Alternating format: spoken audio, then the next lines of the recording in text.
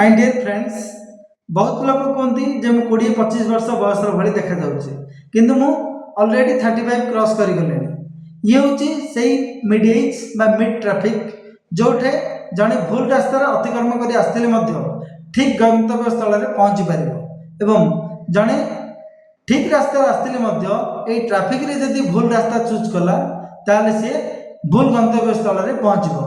तेणु डिसीजन नेला बेले सदा बेले आपण उभय पार्श्व को देखिकी डिसीजन नियंतु।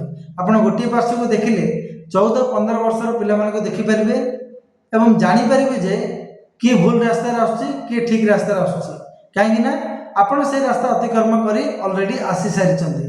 आ गुटी पटे देखिले आपण जानि परिबे जो माने 60-65 वर्षर लोक मान अछंती किए भूल रास्ता बाछि निज जीवन को बहुत कदर्य करी रखिछि एवं किए ठीक रास्ता बाछि निज जीवन को बहुत खुशी रे एंजॉय करुछि।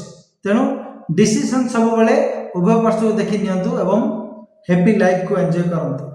Thank you.